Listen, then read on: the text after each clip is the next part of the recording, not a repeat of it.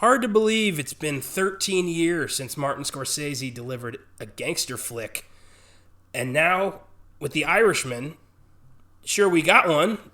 It's almost 4 hours long, and most of it probably could be cut for time, but it's good.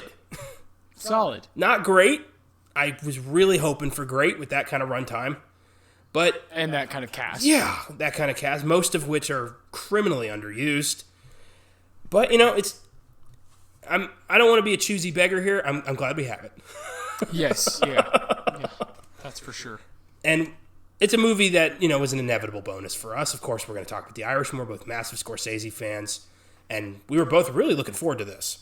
For sure, especially the Netflix thing where I can just sit at home and watch it. Because I knew it was 3.5 hours. It's like, I can pause it and go piss if I need to, that whole thing. Took us both like a couple of days to watch this one. Yeah. It's hard to do in one sitting. But overall, gotta say, I gave it an 8, but I am kind of disappointed. Yeah, it'd get a 7 from me, because, you know me, I'm not very, I don't take it easy on people. I don't really care if you're Scorsese or whoever. I do love a lot of his films. Occasionally there's one I'll watch where I'm like, I feel like there's more there than you offered us, you know? Yeah. I feel like there's more on paper than the end product, if that makes sense. Oh, I gotcha. And The Irishman, I think, is a display of that, where isn't it nice to be Scorsese and this to be like one of your weaker for this to be one of your weaker films? That's amazing. Because there are incredible aspects of it. I took away Pacino's performance as Hoffa, I think is extraordinary. Yeah. And that's what I will take away as time moves on. But most of his films that I watch, I will feel this kind of burning sensation to talk about it. I didn't feel that way about this one.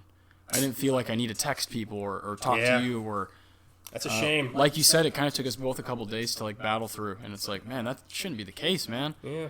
And I'm not saying it. I don't want to say it's too long, because look, this is probably the last time we're going to see these guys on the screen together, and see Scorsese directing all of them. That's incredible. That's something that has my attention. It doesn't matter what the movie is, what the content is. That has my attention when you have this cast and Scorsese's doing it. You're like, wow, you know. Yeah. And you hear about how long it's taken them to make this movie. Yeah, your expectations are going to be pretty fucking high.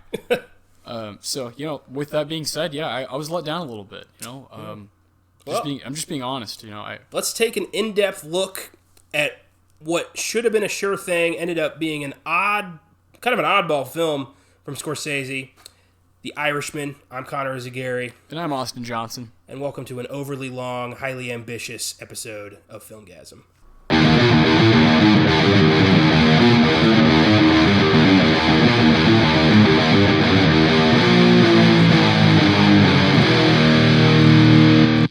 So on paper, Robert De Niro, Al Pacino, Joe Pesci, Harvey Keitel, together for the first time, I think, ever, this cast. Why, you know, directed by Martin Scorsese. Yeah. In a film... a gangster. Based on the story of a guy who claims he killed Jimmy Hoffa. Yeah, of course. Sign me the fuck up. This is... Yeah. Yeah. Goodfellas 2.0. Let's do this. Exactly. Yeah, you got Al Pacino working with Scorsese for the first time.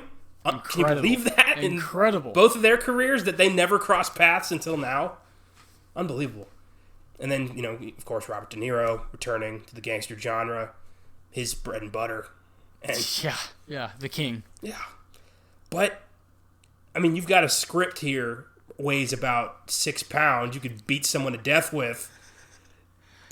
You're not gonna shave off any of that. You need all of this. I mean, God, you've got scenes where just, you know, Robert De Niro and Joe Pesci are just shooting the shit in a car on a road trip. You don't need all of that. Some of that dialogue is really unnecessary and bogs this shit down. Yeah. I mean, I consider a 2-hour film to be a long movie. That's a commitment, yeah. This, holy shit, I watched a miniseries. Like, this is ridiculous. Yeah. You could watch like a 4-part miniseries. Yeah, man, you kind of have to, or else you're going to lose your fucking mind. Your ass is going to hurt. You don't need bed sores over this movie. I know it sounds like I fucking hated this. I gave it an 8. I liked it. But I liked the second half if that can be said. If you can split this thing, yeah. I'll take the last hour and a half. Yeah. Yeah, because the setup of this, why is Anna Paquin here? She has nothing to do. Well, Scorsese's not the best at using female characters. He's not the best. If you look back, he doesn't have the strongest. Usually they're there, They're there because his focus is on these gangsters and these criminals. So that makes sense, Well, are there any female characters in his work that you would consider to be relatively strong? Vera Farmiga in The Departed. I'd say she's a little bit stronger than most of his. Yeah, but I just think it's like a thing that just kind of happens. It's not so much his fault or anything. It's just that the movies he's making, the content is just centered around men. That's true. It just is. Like it's not a problem. He's one of the best ever. It's not his fault that famous gangsters in history have been dudes. Yeah, like strong exactly. Italian. Exactly. And you just misogynistic dududes. Like you brought up, you have this actress Anna Paquin. It's like, well, what are we doing here? Let's write her apart, or get someone else who doesn't need to, who doesn't need. You don't need that name. You know what I'm saying? That's another probably significant chunk of the budget, the $160 million budget that probably could have been shaved off. Which I don't know where exactly it all, where it all went. I don't know what that entails because, obviously Netflix bought it and it's their property. I don't quite know what all the numbers are. Yeah. But the box office it made $8 million. So. But that's, Jesus Christ, on paper, that is just, that's, Hollywood execs jumping out the penthouse window money. Yeah. But it had a limited theatrical release. Yes. This was a big Netflix production. Yes. So how do you balance those numbers? We don't really know. Yeah. We both tried to find it on the internet. It's very hard to find. Where is Netflix's profit here? How does that work? And I wonder that for a lot of the streaming, Hulu with Handmaid's Tale. Where does the money come from? Is it by people who the amount of TVs watching that? Multiplied by pi, I don't fucking know. It makes me think it's is Netflix, which it is, it's that powerful to a point where it's it don't matter. We can pay $500 million for this if we want, and we have that many users to where it doesn't matter. Which is why they put out so much fucking content all the time.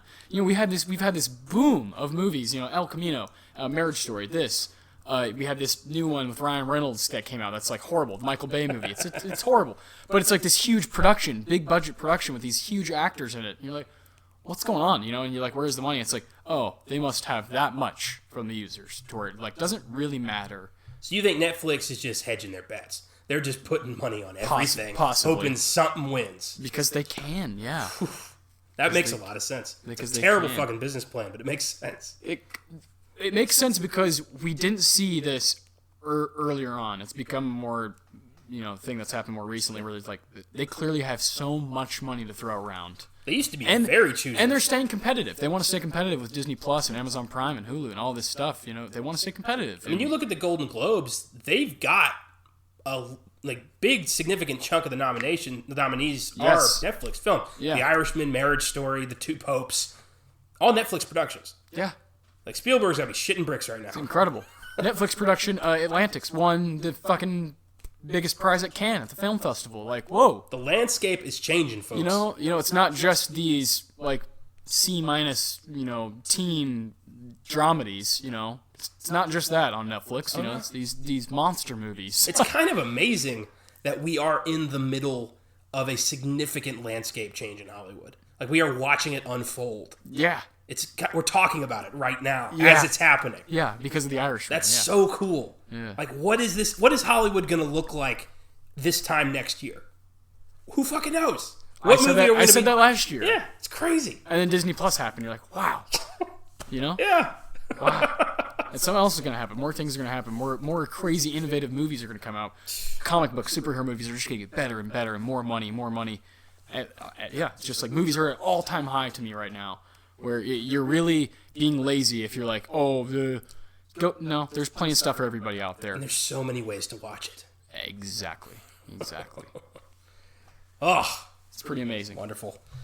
So The Irishman has been in production hell since 2007, when De Niro and Scorsese first learned of the book I Heard You Paint Houses by Charles Brandt, a a supposedly quote-unquote true story of alleged mob hitman Frank Sheeran, played by Robert De Niro, who claims he was responsible for the murder of union boss Jimmy Hoffa, which we'll never fucking know what happened to Hoffa. No. I'll take this though. Maybe not all of it, but some of it. Hour and a half of it. I don't know. There's no way to prove if Sheeran's story is true. No. We're just gonna have to take it with a grain of salt. Stories, yeah. Yeah. Everyone, Richard Kuklinski, the Iceman, he claimed he killed Hoffa. Yeah. So yeah. Who fucking knows? Every mob hitman who gets arrested, I killed Hoffa. Yeah. Everybody wants to be the guy who killed Hoffa. Yeah. There's no way to disprove that. His body's probably in several pieces, all across Jersey. Only guilty man in Shawshank. So, is there anyone who didn't kill Hoffa? All you douchebags. Lawyer fucked me. No. So in during the production, the initial production of The Irishman, which got stopped due to an actor involvement, everybody had other shit they had to do. Scorsese made Hugo, The Wolf of Wall Street, and Silence. Another long-time passion project of his. This guy has a lot of passion projects. I didn't like Silence at all. I thought it was boring. I liked the idea, and I liked the performances, but I fell asleep twice. I couldn't do it. Hey, it's all right. I loved it. I thought Andrew Garfield was really good. Adam Driver, Liam Neeson. It is long. It's very long. Very ambitious, just as this is. Jesus. So I understand it, but I like Silence much better than I like The Irishman. Christ, Marty, give me something like an hour 50, something. Give me another Departed, man. Yes. Well, even Wolf of Wall Street, which is just bang, bang, bang, bang. It's 3 hours. Yeah, it is. You know what I mean? So. But that's so fast, fast paced. It doesn't feel like 3 hours. It's bang, bang, bang. Yeah, but it still is. We start at 4 p.m. It still ends at 7 p.m. You know what I mean? It's the same shit. True. Shutter Island. Shutter Island's one of his more recent ones. That one's a 2 hour. Yeah. That's more comfortable. That's a better window. I know you're not a huge fan of that one, but I think you haven't seen it in a long time. I saw Shutter Island one time. Yeah. And I was not that jazzed with the twist. Yeah. So I'm gonna give it. And I didn't know who any of those actors were. I didn't know who Mark Ruffalo was. We'll do it because it's like Scorsese's only Cape Fear we could probably do as well. Yeah. Probably those two would be for Scorsese's of his catalog. Horror stuff. Two. Yeah. Horror related genre films. Yeah. Yeah, that's about it, I would say. Yeah, those would be fun, though, to revisit. I love love Cape Fear. Oh, my God. I haven't seen that in a long time. That's De Niro is great just movie. lights out, yeah. I got you now, bitch. God damn it.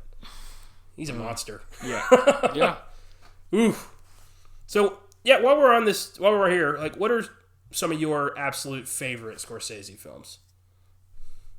Oh, man. Goodfellas. Of course. The Last Waltz. Really? Taxi Driver. Okay. I'm forgetting one. What am I forgetting that I really like? Something from... I really like The King of Comedy. Oh, yeah, that's a good one. Yeah, we've talked about that plenty of times. Yeah. Weird movie, but brilliant. You combine Taxi Driver, King of Comedy, you get Todd Phillips' Joker. Raging Bull. Love Raging fantastic. Bull. I really like After Hours. That's a After Hours movie. is a very interesting one. Yeah. I just saw that recently because I remember last time we were talking about Scorsese. Yeah. You were like, oh, that's one you need to see. Because I haven't seen that, and there's another random one. I liked it a lot. It's weird. Yeah. Which is great. I like when he kind of does that. Oh, yeah. His early stuff is all over the map. Well, Taxi Driver's so focused on that character. I like that. I like when something hones in on one guy and really knows what it's trying to say and is not that long. What about you? Is there anything? What else am I missing? Just off the top of your head. Departed, of course. You told me you were a big fan of The Age of Innocence. Yes, big fan. Yeah, big fan. I know it's not common. Casino. Oh yeah, there you that go. Movie there you go. Casino's loaded. Casino's really great. Love that intro. It's one of my favorite intros. Fuck yeah. I always thought as a kid that Scarface was his. Like when I was a young kid. Yeah. Like when I first saw Scarface, I just assumed it was Scorsese. Isn't that I get great? that, yeah. Isn't that great? Well, I guess because everybody wanted to copy him, and Gangs of New York. I'm not a huge fan of the movie as a whole, but Daniel Day-Lewis, woo, Bill the Butcher is one of his best characters ever. Yeah, he's terrifying. Oh, especially when I learned like what he did with his eye. Mm-hmm. I learned that story. Incredible. Fuck. What a freak. Yeah. So in the movie Gangs of New York. Yeah. Go ahead. Yeah, I can't just leave that. Just move on. Yeah. So in the movie Gangs of New York, the character of Bill the Butcher has a fake eye. He has a prosthetic eye with like a bald eagle painted on it. And Daniel Day-Lewis actually wore like a fake plastic covering over his real eye. And there's a scene where Bill taps his eye with his knife. And DDL fucking did that. He tapped his fake eye over his real eye with a real knife. Like a goddamn monster. Jesus. Oh my God. He came out of his first retirement to do that movie. Yeah. Yeah. Well, I hope he does it again. Oh, he will. He'll be back. He can't stay away. No. Well, he can for like 4 years, and then he'll come back. Yeah. I don't think he knows how to be a regular person. He has to be a character. He's going to go insane. Well, and Paul Thomas Anderson is just going to be like, come on, man. Yeah, he'll get I wrote something for you. He'll get him back. I think the only two people who could do it are Paul Thomas Anderson or Martin Scorsese. Nobody else could get him out of that. I agree. Yeah. Nope. Well, I think PTA, I think they need a trilogy. I want There Will Be Blood, Phantom Thread, and something else. I want a trilogy, a DDL and PTA. Spielberg could do it if he has something like Lincoln again. Yeah, something specific. Yeah, it's like you said, it's gonna have to be like written for him, with him in mind. I've been waiting for years for Scorsese's Devil in the White City. Oh, I want that so much. That was such a cool story. I'm obsessed with H.H. Holmes. That whole story is fascinating to me. Fantastic. And he had DiCaprio for a while to play Holmes. Which would be, it's a match made in heaven. And I don't think that's happening anymore, regrettably. But, it was recently bought as a TV series for Hulu, I think, with Scorsese attached to produce. So here's hoping that still goes through. We'll see, yeah. But Scorsese also helped produce Vinyl on HBO, and that just did so bad. that tanked. I heard it was good. I enjoyed that season. It only lasted a season, but yeah, I enjoyed it. Cool cast, fun music, really fun music. Oh, I bet. If it's called Vinyl, it better have some fucking good music. It's 60s, 70s, You're gonna make a show about that? New York City, yeah. At one point, they have like Led Zeppelin. They show like it's actors portraying fucking Robert Plant and Jimmy Page. It's awesome. You're like, oh. Did they use like Zeppelin music? Mm-hmm. They got it. Oh no, they got That's why the show I think was made. Partly was like, hey, we have all the rights to all this awesome shit. Let's make a story. If you can get Zeppelin to sign off on music, you immediately go way up in my book. In, yeah. Like, you would like that show just because of the like nods and the to this soundtrack. day, I still can't believe School of Rock pulled that off. Oh. School of Rock arguably has the best soundtrack to ever exist. Oh, hell yeah. That movie introduced me to the Black Keys, introduced me to Cream. Like, come on. Yeah. Stevie Nicks. Well, what more do you want? Yeah. Just like the one. Yeah. Wow. Yeah. All right. So. It introduced me to Joan Cusack. Yeah. I saw Sarah Silverman? The kid who played Zach. Yeah, he just like stole a guitar or something. Yeah, he got arrested for stealing a guitar, and somebody tweeted, "Well, you're not hardcore unless you live hardcore." Yeah. I don't think you like that. You're not hardcore unless you live We'll do School of Rock. But the legend of the rent is way hardcore. I saw that live. That was fun. Oh, I bet that was great. Yeah, it was at UT. Oh, man. So, back to The Irishman. You ever seen a Hawaii 5-0? Sorry, all right. It's one of the funniest films of all time. So funny. They're roadies. They sleep with the band. That's because I have a special job for you. Band manager. I just didn't want to tell the other kids because they'd get jealous. I feel like Linklater was like, just do your thing, buddy. Just if you were a teacher, just do exactly what you would do, and that's School of Rock. That's what we got. Read between the lines, Theo. Read between the lines. Funny little footnote on my epic ass. His shirt. Do you remember the shirt he's wearing in that scene? No. Getting lucky in Kentucky. Jesus Christ. It's about the music. Oh, this is Spider. He's your replacement. Sup, dog? we got to stop. Yeah. All right. We'll save it. We are far down a rabbit hole. One day we'll find. I don't know how exactly. We're 20 minutes in. We barely talked about this movie. Yeah.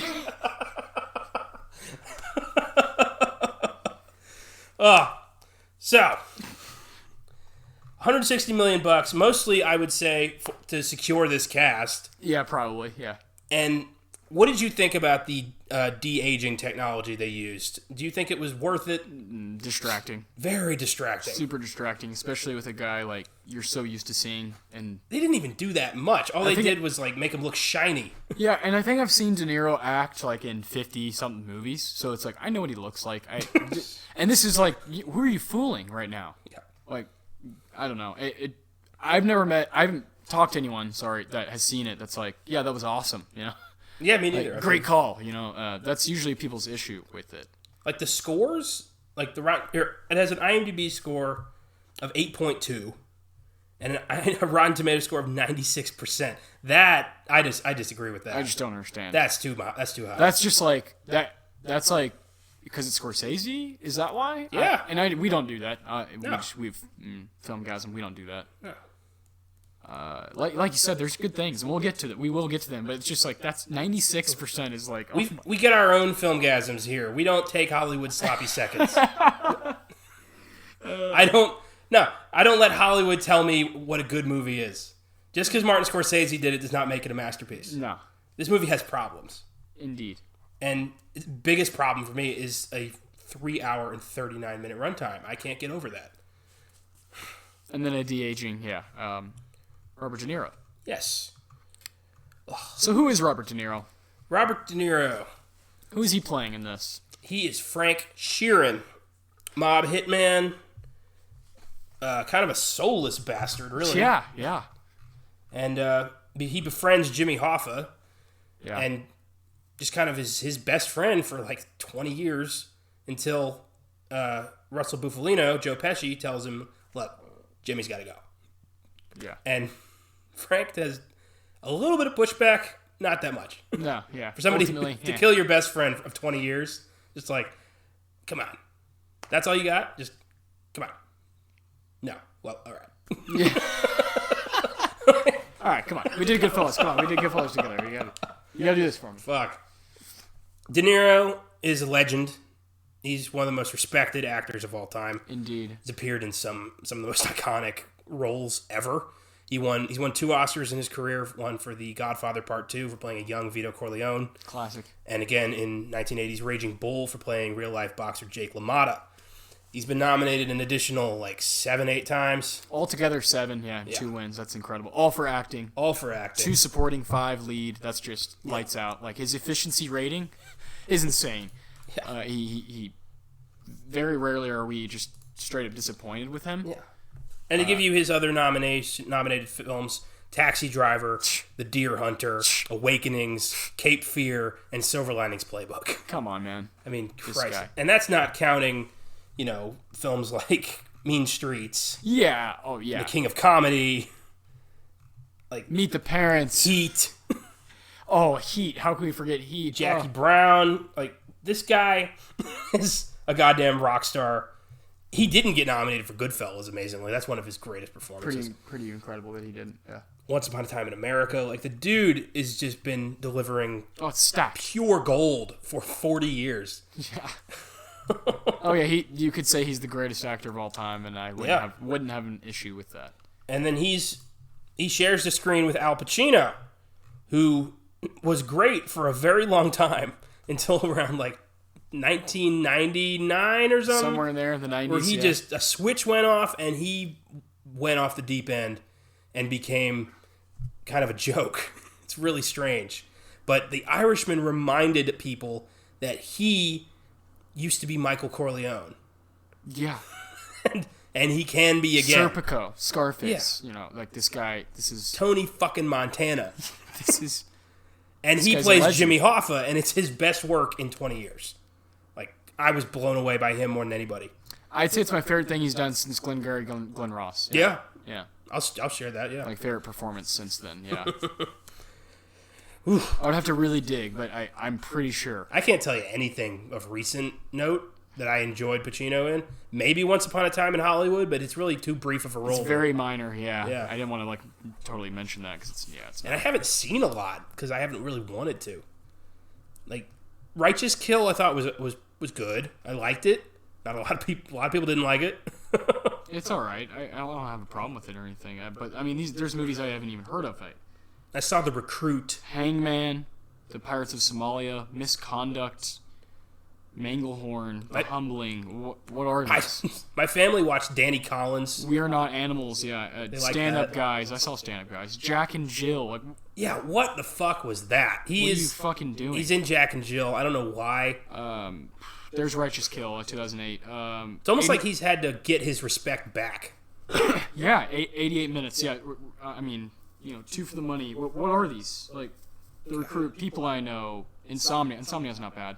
Yeah, Any Given Sunday. I like The Insider as well. Devil's Advocate, 1997. Donnie Brasco, 97. Heat, 95. Carlito's Way, Scent of a Woman, Glengarry Glen Ross. So yeah, since the mid-90s, really, he hasn't done anything that's like that valuable. Damn, you just listed up. I recognize maybe 5 of those movies. Oh, I just listed so many movies. Yeah. And I don't most know. of those I've never fucking heard of. Yeah, really, until you get to Insomnia, which is 2002, and start getting to the mid-late 90s. I lose you in the 2000s. I don't know any of those Pacino roles. So, yeah. Like you said, mostly because I didn't want to see the movie. The movie doesn't look good. I haven't even heard of them. So, for us, our perspective on Pacino is all based on research and watching old movies. Yeah. So it is cool to see him now, kind of in a light like maybe our parents did, or like when they saw him when he was younger. Like, wow, because it does feel like we're seeing powerful. A new Pacino. Because I never experienced that. No, exactly. Yeah. I mean, in theaters, on Netflix, like a new movie. No, I haven't. Not with Pacino. No, that was special. That was my favorite part of the movie. Yeah, it's gotten to the point where I almost instinctively write him off. Like, yeah. Well, clearly, we both skipped 15 movies. He won his only Oscar in his career for Scent of a Woman, which I haven't seen, but I don't think he should have won for. Who do you think should have won? I don't know who should have won that year. I meant, I think Pacino's Oscar should have been for a completely different movie. God, yeah. For sure. It very much feels like a career Oscar. Like, he's Al Pacino, we got to give him something. He should have it for The Godfather Part 2. And my favorite thing he's done is Serpico. I've never seen Serpico. It's like, dude, he's so good. And you're a huge It's Always Sunny fan, so you have to see Serpico. Because there's the scene, there's the episode where Charlie thinks he's Serpico. And it makes that episode one of the best episodes of the whole fucking show after you see Serpico. I forgot about that episode. He does a great Al Pacino. Charlie Day. It's like incredible. Yeah. And then when you see Serpico, you're like, oh my God, he looks exactly like him. It's crazy. I'm a big fan of Glengarry Glen Ross. He was nominated for that as well. Yeah. That's a really cool role for him. Everybody in that is just like a knockout. They're all awesome. Oh, hell yeah. Dick Tracy, another nomination. I fucking hated that movie. I don't remember much of it at all, to be honest with you. So terrible. And Justice for All, I have not seen that. Me neither. Dog Day Afternoon, fucking classic. Quite enjoy that movie. Yeah. Like, goddamn. A real fun double feature with Reservoir Dogs, if you ever have the time. And then like you said, Godfather Part 1 and Part 2. Yep. And then Serpico. So that's just a nice little run right there. Yeah. Part 1, Serpico, and Part 2, back to back to back.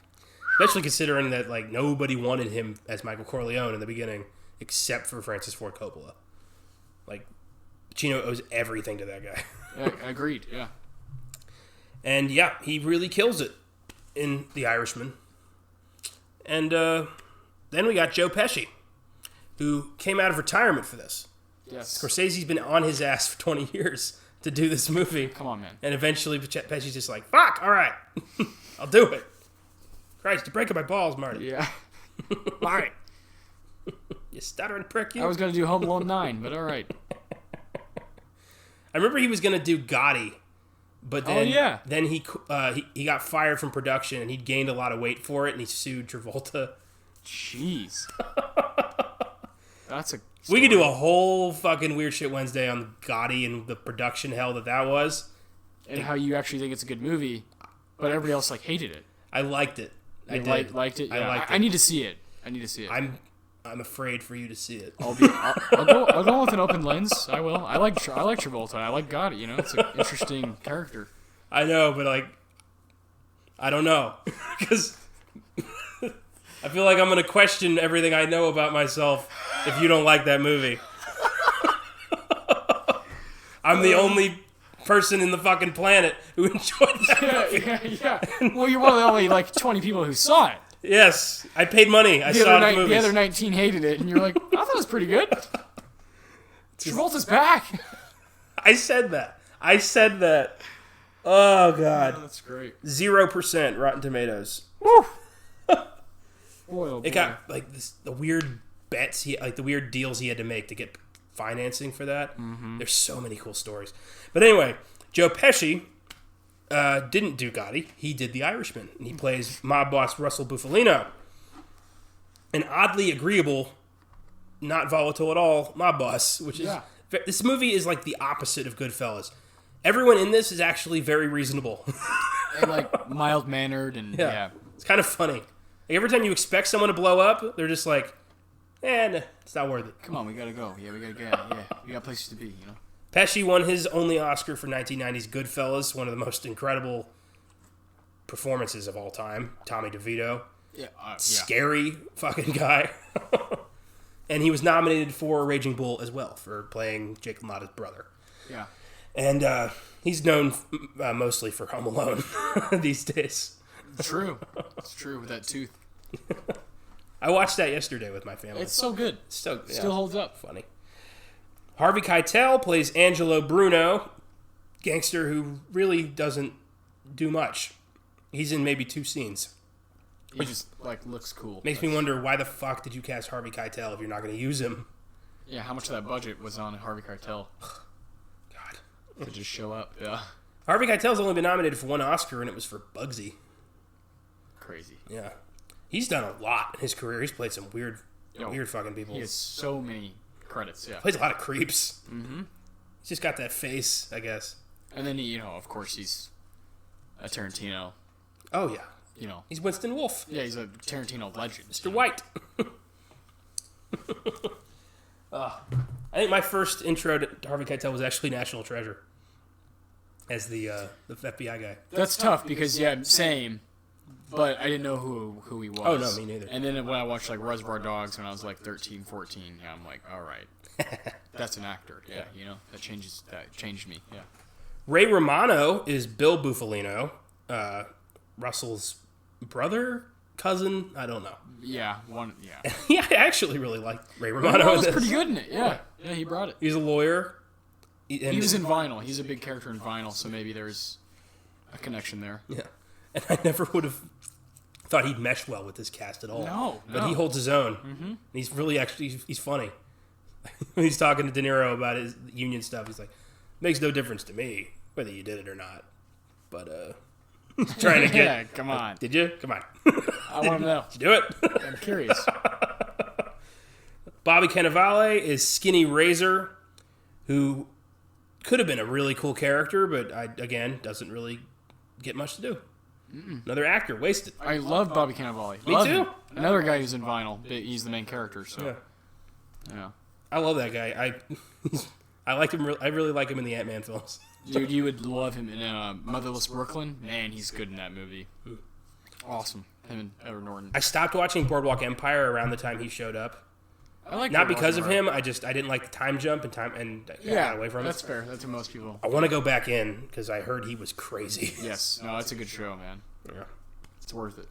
Anna Paquin plays Peggy Sheeran, Frank's daughter. Again, completely underused. Yep. We've talked about Anna Paquin in our Trick or Treat episode. She won her Oscar at 12 years old for The Piano. Yeah. And had a pretty decent career after that. Mm-hmm. And then we got Stephen Graham as Tony Pro. That's my guy. Fuck yeah, I love Stephen Graham to death. We're both huge fans. For whatever reason, we just gravitate towards him. He's in Snatch and shit like that. He's just awesome. He's such a great actor. I always forget he's British. That's the weirdest thing. Yeah. He's so talented. Snatch. Yeah, oh man, Satch is just a classic. The Germans. God. Oh, so great. Yeah, he plays in The Damned United. Awesome movie about a British soccer club. Mainly a manager, but Stephen Graham plays a player. But he's like, it's like in the 70s, so he's like smoking like while he's kicking the ball around like in practice. And his name's Billy Bremner. And the new coach that comes in and he's like, man, you can't do that shit, He's smoking. I do what I want. I'm good enough, He's like the best player on the team, so it's awesome. You would like that movie just because of him, because he is great in it. He's great in everything he touches, though. So. He recently appeared in Rocket Man as Elton John's the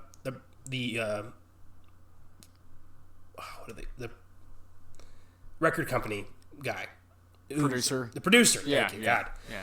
He's Elton John's first producer, Dick James, and he's such a prick in Rocket Man. It's great. Just the things he says, the way he says them, he's like, fuck you, mate, like just straight up Cockney prick. Yeah, yeah. And he's surprised when Elton John leaves. It's so great. Oh God, I could talk about Stephen Graham all Tony day. Pro, and dude, this guy holds his own with Pacino. It's so great. They're probably my favorite scenes in the movie. Me too. When Hoffa and Tony Pro go back and forth. They could just talk about anything, and I'm in. They could talk about like their coffee. I'm like, yeah, this is awesome. And then we got one of your guys, Jesse Plemons, as Chucky O'Brien. Another one of my guys, also underused. Hoffa's like stepson, I think. Yeah. And he's just, or his son-in-law. I don't remember. This movie's there's a lot in here, man. Yeah. Too much content. Yeah. But solid. But again, like you said, underused. Heavily underused. Yeah, I wish they would have taken some time out of El Camino and put more Plemons in Irishman. That's okay. So let's go into the story of this monster. All right, let's do it. So, bear with us. We'll try our best to. It's 4 hours of material here. We're gonna do maybe half of that. Yeah, we'll try our best to just kind of keep it exciting, So, we meet Frank Sheeran in a nursing home in his wheelchair. He's a World War II vet, fought in Italy, recounts his time as a mafia hitman. Then we go to 1950s Philly, where he's a truck driver who's begun to sell some of his shipments to a local gangster on the sly. And after his company accuses him of theft, he meets union lawyer Bill Buffalino, and he gets him off. After Sheeran refuses to give the judge the names of his customers. And this was the 50s and the 60s Philly. The trucking union was God. Yeah. The unions were God in this landscape and Jimmy Hoffa, who ran the trucking union in Chicago, right? Yes. Yeah. Was arguably the most powerful man in the country at the time. And we forget that, because these days the unions are powerful, but they're not gangster powerful. They're not like this. Not putting hits out on, yeah. Oh, no. They couldn't kill presidents, which is heavily implied in the movie. Jesus. How much of this shit do you think is true? I don't know. I chose to just kind of, Because even if a little bit of it is true, this is unbelievable. Yeah, it's incredible. This changes everything if this is true. The mob whacked Kennedy. Jesus Christ. We'll get there. There's books out there, man. Yeah, but there's books that say Kennedy was a space lizard, too. There's books on every single thing you could possibly think of Kennedy. Oh, yeah. There's a book out there. Crazy. Yeah, that indeed. The definition of insanity. Doing the same thing over and over. So You're not going to figure it out. So prior to this, while on a run, Frank has some truck problems, and he runs into Russell Bufalino, who gives him some tips and says, like, hey, you just got to do this here, and you get this fixed. Yeah, Let me know. Yeah, he's like, plug it in. Thanks. And then he later finds out that's Russell Bufalino, the head of the Northeastern Pennsylvania crime family. And what a coinkydink. How about that? How convenient. I think I met your brother, yeah. And Bill introduces him to Russell, and Russell's like, hey, you're that guy with the truck, hey. All right, small world. Why don't you do some jobs for me there? Yeah, Pennsylvania. It's gonna be a lot of that. I could tell. Frank begins to do some jobs for Russell and members of the local underworld, including fucking murder. It's funny how they just go straight to, painting houses. And soon, Russell introduces Frank to Jimmy Hoffa, the head of the Teamsters. And the Teamsters are the trucking unions, I believe. Doesn't sound like an intimidating name, but they're intimidating. The Teamsters. Yeah. Hey, we're the Brotherhood of Teamsters. Labor unions. And he has ties with the Bufalino crime family, and he's struggling with this other Teamster, Anthony Provenzano, Tony Pro. Billy Bremner. I love the phone call between Hoffa and Frank. Where he's just like, yes. I heard you paint houses. Yeah. Yes, I do. Nice to meet you, even if it's over the phone. Yeah. I do my own carpentry, too. Oh, is that right? Yeah. Ugh, that's great. That's Scorsese. Yeah, like, that's what we know. That's what we love. That's what we come to see. You had mentioned something about Scorsese's music cues that you had issues with in this movie.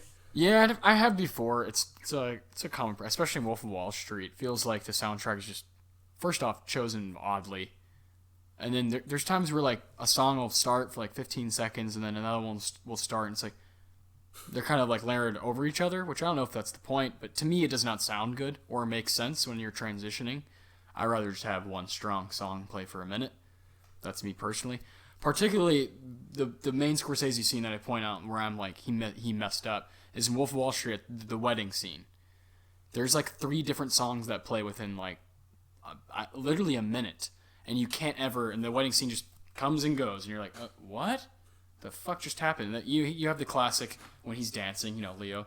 But it's just one of those things, and I feel like it happened multiple times here where I was like, I would rather you just choose one of those songs rather than play them back to back like that, That's tough though. You do have a 3.5 hour thing to kind of, you want to keep the tempo going, you want to keep the pace going. I'm sure it's not easy, but it's definitely a problem I had. Yeah, music's tough, man. Yeah. Both of us are big on scores and soundtracks, and it's just it's not easy when you're kind of layering both together. Yeah, I agree. So Hoffa wants Frank to help him out with some pressure from the government and other Teamsters trying to usurp his position as head of the Teamsters, which is big shit. And we all know. I mean, if you never heard the name Jimmy Hoffa, like where have you been? Hoffa. Yeah, come on. I mean, what most people know these days is that he disappeared. Yeah, that's all you know. But people don't really remember who he was. But there was a time when Jimmy Hoffa was the most powerful man in the United States. Yeah. He was the head of the Teamsters. He had very connections, obvious ties everywhere to the mob. Yeah. And he vanished because he was executed by the mob. Nobody knows how or who did it, but that's what happened. It's not like he's just gonna wander in from a cornfield somewhere. You imagine? Christ. Him and Tupac. What's up, guys? Yeah. How y'all been? What did we miss? Spaceship just drops him off. It's crazy. So Hoffa ends up becoming really good friends with Frank, which is kind of odd. And they become like almost like family. Frank's daughter Peggy calls him Uncle Jimmy. Like, yeah, it's a big deal. Mm-hmm. He becomes Hoffa's bodyguard while on the road. And in the 60s, 1960, election of John F. Kennedy. Russell Bufalino thinks this is great. Hoffa's pissed because Kennedy's brother, Robert Kennedy, was named Attorney General, and he was very anti-mob. Robert was going to, he was trying to take down corruption. And thank you. Yeah. Yeah, the Kennedys actually fucking tried. Yeah, how about that? Yeah, which is kind of ironic considering that the Kennedys had some fucking ties themselves. Yes. Yeah. You can't, you can't be a hypocrite like that, man. You can't be elected by the mob and then go after the mob. Right? You can't do that shit. Yeah. That's how you get a bullet in the back of your head in Dallas. Exactly. Exactly. So, Robert Kennedy forms a Get Hoffa squad in order to literally bring down him, Jimmy Hoffa. And he's eventually arrested and convicted in 1964 for jury tampering. And Hoffa goes to prison. And in prison, he just kind of, he's waiting it out. He gets replaced by Frank Fitzsimmons, who begins overspending the pension funds of the Teamsters members and taking out interest-free loans to the mafia. So he's fucking with their money. And he's just, he's basically giving the Teamsters union to the mob. And Hoffa has to, he was working with Tony Pro. They didn't like each other. But now, after a great scene in the prison, that relationship is fucked. Yeah. No shit. He gets arrested for extortion. And he goes to Hoffa to say, hey, I need you to help me get my money back from the Teamsters. And Hoffa's like, I'm in here with you, fuckhead. I can't do anything. Hoffa's like, I know you could do it for your people. Why don't you do it for me? He's like, I don't know what you're talking about. It just gets worse. Yeah. And I don't know what the last bit is, but Tony Pro grabs Hoffa by the throat and tries to strangle him. It's great. He's just eating his ice cream. Yeah. Perfect. He calls him something. He calls Tony Pro something. And Tony Pro wants an apology later on. I don't remember what the insult was. Neither do I. It's been a while. I honestly don't plan on watching this again. No. Not the whole thing, no. Segments maybe, but... Yeah, maybe like YouTube clips, like certain scenes. Yeah. Oof. So, Hoffa gets paroled, and he undertakes a power plan to take back the Union. But, he has to get reelected, and that's not easy when the mob controls the other guy. And Hoffa's, he's got he's getting a lot of disdain for the other Teamster leaders who are all in with the mob. The mob has infected his whole world. And he doesn't want this. I mean, he wants a little bit of it, but not all of it. Yeah. They're not good people, folks. Like, these are not good people. Hoffa was not innocent. So, Hoffa's growing distrust of the mob begins to worry Russell Bufalino, who has money and, interest tied up in all this shit. And during a dinner in Frank's honor in 1973, Hoffa's made Frank an honorary member of another Teamsters faction to make sure that some shit didn't get fucked. As Scorsese's dialogue would put it at some point.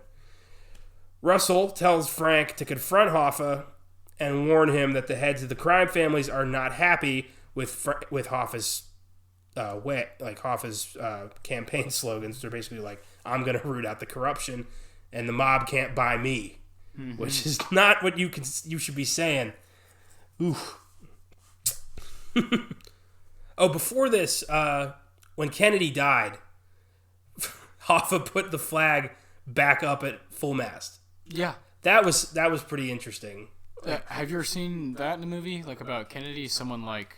fucking hating him? Yeah, like putting that in a film where you're like, wow. Like, just straight disrespect towards like a president who was assassinated, It's pretty amazing to see that in a film, but it's honest. It's like, what are you doing? He just puts the flag right back fuck up. It, new day. New day for Jimmy Hoffa. Jesus. So, Russell wants Frank to talk to Jimmy and warn him that the mob's not happy with this. Tell him, you got to calm this shit down or there's going to be consequences. And Hoffa says, they're not going to do fucking anything to me because I know things. And you never, ever even hint at extortion in the mob. They will fuck you up. And Hoffa says he's untouchable because if they ever try to go after him, they're all going to end up in prison. Yeah. In 1975, while on their way to the wedding of Bill's daughter, Russell tells Frank that things have reached the breaking point with Jimmy. Like, there's no fixing this now. And he's been marked. And he wants Frank to do it. Which is really fucked up. I mean, they pick the one person in the entire world who would be heartbroken over this. And they make him do it. Yeah, because they're like, oh, you might tell him otherwise, yeah. That's the mob. It's always your best friend. Yeah. Loyalty above all else. Oof. And Russell tells Frank, you're doing it. And he's afraid that if he's not the guy, then Frank's going to try to warn him about it.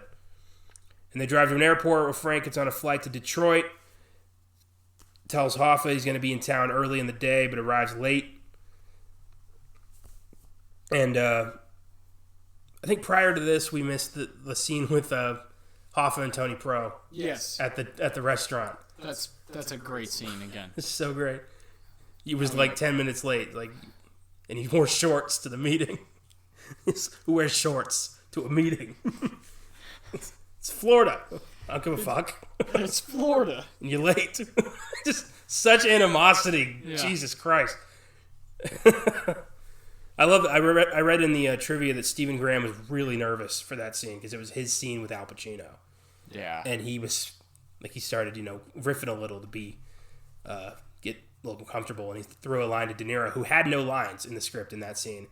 And he throws a line like, "What do you think, Frank?" And he's like, "Oh, about 11:45." Like, he improvised back at him, and it worked out. That's perfect. Really well. That's so cool. So great. Oh, my gosh. Stephen Graham is going to be, he's going to be up there with those guys one day. Ugh. I hope so, man. I really do. Oof.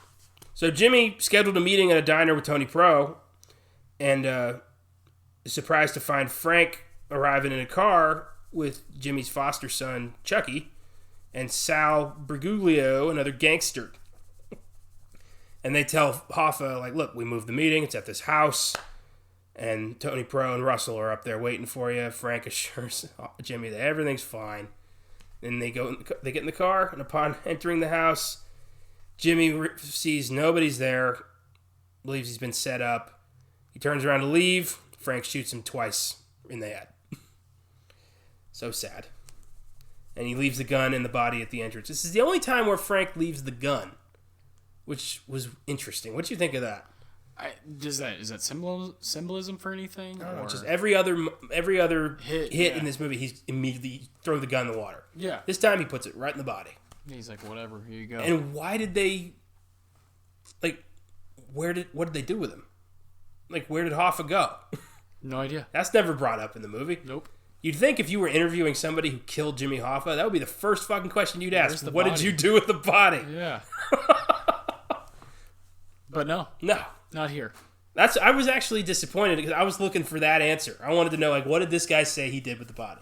Yeah. We didn't get anything. And according to the wiki page here, some younger gangsters took Hoffa's body to a crematorium. I don't remember that coming up in the movie at all. Neither do I. This is, later in the film, so you're starting to whoa. That's true. Starting to wane. So, Frank, Russell, Tony Pro, everybody is eventually convicted on various charges, none of which are ever related to Hoffa's murder, because there's no body. You can't charge somebody for murder if there's no body. Nope. And most of them die in prison. It's actually kind of sad. It's Goodfellas glamorizes the mob life. It shows you, your life can be so cool and you get whatever you want for free and nobody steps on you. Yeah. This is... The mob life will eat your soul, and you will die alone. Damn, man. Yeah. It's pretty harsh. Extremely. Frank is eventually released, placed in a nursing home. Tries to make peace with his family, but his daughter severs all contact with him, won't even talk to him, because she knows he killed Uncle Jimmy. Frank begins to see a Catholic priest, and he gives him absolution. But Frank, he never talks to the cops about Hoffa. He won't say, the cops try to say, look, man, you can give some peace to his family. And Frank's like, I don't know what you're talking about. These guys don't talk. Ever. Mm-mm. Except for, I guess, this movie. Yeah, of course, yeah. Well, only when we're watching. Yeah. I guess the book. If the guy wasn't making it all up. And that's it. I mean, that does not feel like 4 hours. Makes you want, you see all that fluff that's in there that doesn't need to be there? Yeah. It's crazy. You could streamline this shit, make an hour 40. You really could. I know, and it could be like a badass movie, yeah. But, Christ. Ugh. It's not, it's 3:30 something, yeah. So because of the performances and the interesting take on it and the third act, really, I give it an 8. I liked it. But it's got issues. It's a soft 8. Yeah, it's I hold to my 7, which is still, It's a good movie. It passes. It passes. I don't see myself rewatching it. No. Especially anytime soon, and that's valuable. If it's a movie That's that I'm a damn shame. if I'm like wanting, like the first time I saw Goodfellas, I was like, can I turn it on again? You know that. Even with Departed, even with Wolf of Wall Street, even with Shutter Island, I don't feel this way. I just don't. Maybe part of it is that I didn't see it in theaters. Maybe that would have changed. I don't think so. But I don't know. I'm just trying to be fair, but also because be honest. I don't know. First time I saw Goodfellas wasn't at the theaters. No. Or The Departed, or most of his movies. I guess really Shutter Island and Wolf of Wall Street, silence. I did see Goodfellas at the movies though for a special screening later on. That's dope, and that was fun. I bet that was amazing. Yeah. It was on my birthday too. That was crazy. Yeah. This is like a piece of history that I just wish would have been better because you have all these guys working together. For the amount of time that was spent developing this and the amount of money that went into this, this should have been better. Yeah, our expectations, rightfully so, are just high. Yes. Lofty expectations. And, they just weren't quite met, which is fine. It happens all the time. That's why when it does happen, it feels so good. $160 million. Yeah. Yeah. Why?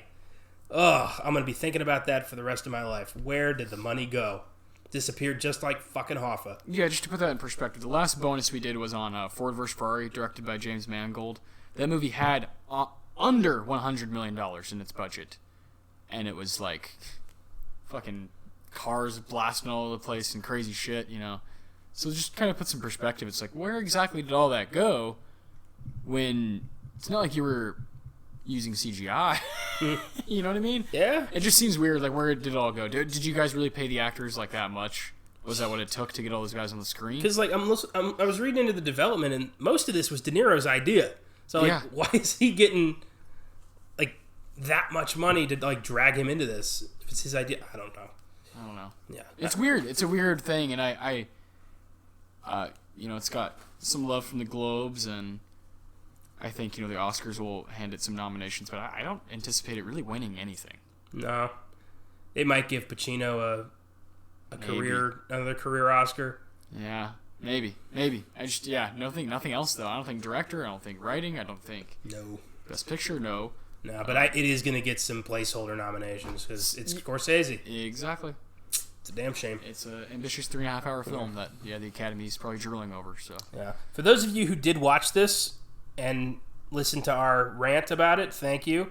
I don't expect it to be a lot of people. That's fine, yeah. People might be like... We watch these films so you don't have to. You're welcome. Yeah, I don't know. This is a weird one, man. It's a weird one. Yeah. And as always, thanks for listening. Yeah. And we hope you enjoy what we got for you this week. We know it's going to kick ass. We worked really hard on it. And we will see you next time. Peace.